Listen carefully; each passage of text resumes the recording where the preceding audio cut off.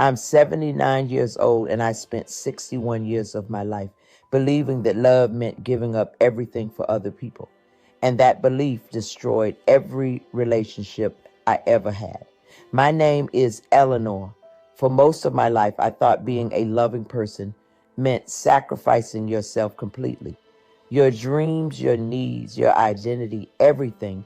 I thought that's what good people did, what good wives did, what good mothers did.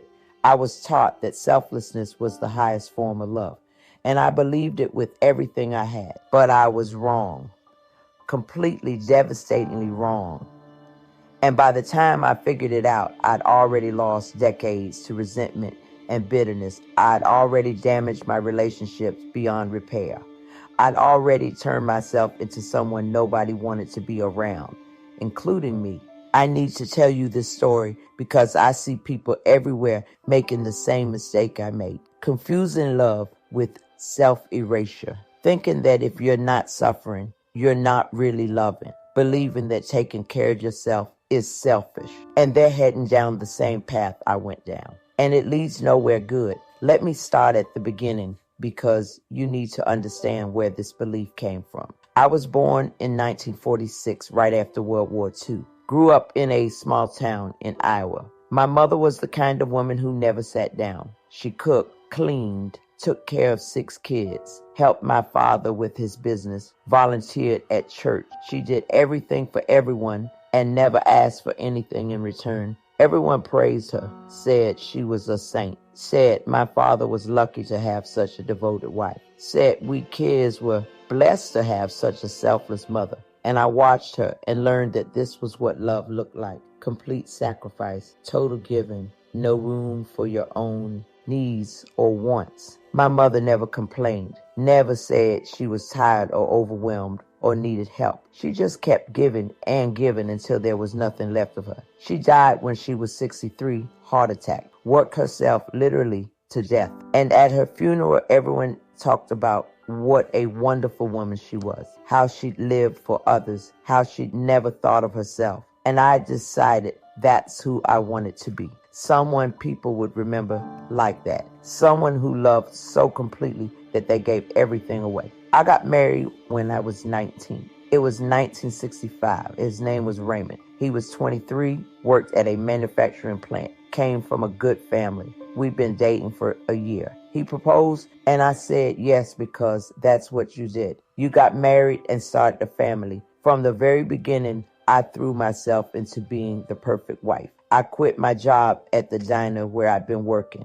Raymond said we didn't need the money and it would be better if I focused on taking care of the home. So that's what I did. I cooked elaborate meals every night, kept the house spotless, made sure his clothes were always clean and ironed, had dinner ready exactly when he got home from work, never complained when he wanted to go out with friends or spend money on things for himself. I thought I was being a good wife, thought I was showing him how much I loved him by putting his needs first, by never asking for anything, by making myself smaller so he could be comfortable. We had our first child in 1967, a daughter, Linda, and I poured everything into being a mother. Stayed up all night when she was sick, gave up sleep to make sure she had everything she needed, put her needs above everything, including my own health. Raymond worked long hours, would come home tired and want to relax, so I'd handle everything with Linda,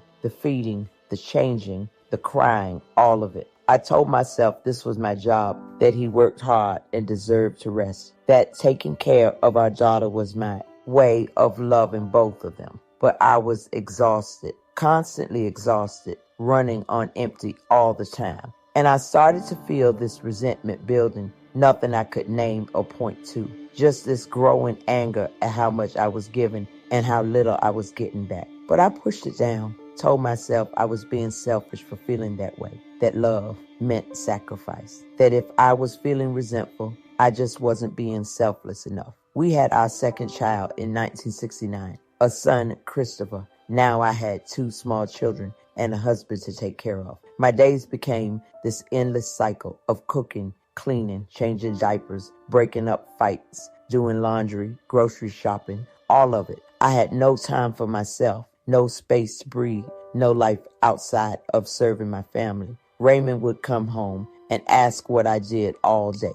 Like taking care of two small children wasn't real work. Like the house just magically stayed clean and food just magically appeared on the table. I'd feel this flash of anger, but I'd swallow it down, tell myself he didn't understand because he was at work all day, that I shouldn't expect appreciation, that doing things for love meant doing them without expectation of thanks. The years blurred together. Linda and Christopher grew up. I drove them to school and activities, helped with homework, made costumes for school plays, volunteered for every field trip and bake sale, was the room mom and the team mom and the everything mom. I had no friends, no hobbies, no interests outside my family because I thought that's what being a good mother meant. Complete devotion, total sacrifice. Raymond's career advanced. He got promotions, made more money, started traveling for work. And I held down the fort at home, managed everything so he didn't have to worry about it, so he could focus on his career. I never asked him to help more around the house, never suggested he should be more involved with the kids because I thought that was my job, that asking for help would mean I was failing as a wife and mother. By the time I was 40, I was angry all the time. This constant low-level rage at everyone around me, at Raymond for not noticing how much I did, at the kids for not appreciating me, at myself for feeling angry when I was supposed to be grateful. I started making comments, little digs about how nobody helped me, how I did everything for everyone and got nothing in return. But I'd say it like I was joking, like I didn't really mean it, because actually expressing anger or needs would be selfish. Raymond would get defensive, say he worked hard to provide for us, that I should be grateful we had a nice house, and he made good money. The kids would roll their eyes and tune me out, and I'd feel even more alone. I thought the problem was that I wasn't sacrificing enough, that if I just gave more, loved more, did more, then everyone would appreciate me. Then I'd feel fulfilled. So I doubled down, gave even more, pushed down my own needs even further. Linda left for college in 1985. Christopher followed in 1987. And suddenly I was alone in the house all day with nothing to do. My entire identity had been built around taking care of them. Without them there, I didn't know who I was. Raymond was barely home. His career kept him busy and traveling. When he was home, we had nothing to talk about. Our relationship had been about managing the household and raising kids. With the kids gone, there was nothing left. I suggested we do things together, go on trips, take up hobbies, spend time reconnecting. He said he was too busy with work, that he'd retire in a few years and we'd have plenty of time then. So I waited again, like I'd been waiting my whole life, waiting for someone else to make me happy, waiting for my sacrifice to be rewarded, waiting for the life I'd been promised if I just kept giving and giving. I started feeling bitter, really bitter. Would make passive-aggressive comments to Raymond about how he was never home, how I'd given up everything for this family and now I was alone. He'd get angry, say I was being dramatic, that I had a good life and should stop complaining. We fought more, real fights, years of resentment coming out. I'd list everything I'd done for him, every sacrifice I'd made, every time I'd put him first. And he'd say he never asked me to do any of that, that he'd have been fine with a less perfect house and simpler meals, that I'd chosen to do all of it. And that made me even angrier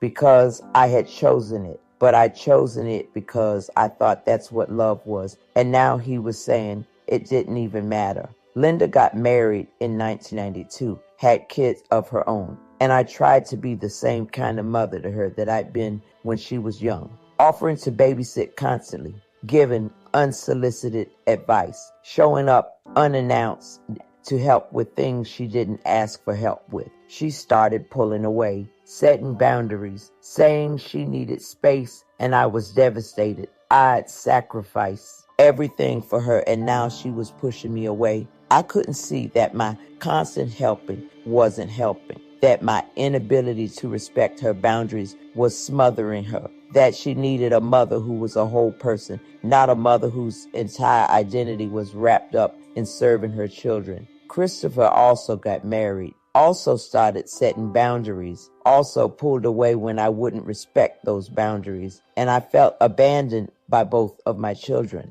I blamed them, told myself they were ungrateful, that I'd given them everything and this is how they repaid me. Never saw that the problem was me, that my version of love was actually a burden, that nobody had asked me to sacrifice everything, and now I was making them feel guilty for not appreciating sacrifices they never wanted me to make. Raymond retired in 2002 when he was 59. I was 56. I thought finally we'd have time together. Finally, he'd see how much I'd given up. Finally, we'd have the relationship I'd been waiting for. But he didn't want to spend time with me. He had hobbies and interests and friends from work. He was a whole person with a full life. And I was an angry, bitter woman whose entire identity was wrapped up in serving people who didn't want to be served anymore. We tried marriage counseling. The therapist asked me what I liked to do, what my interests were, what made me happy. And I couldn't answer.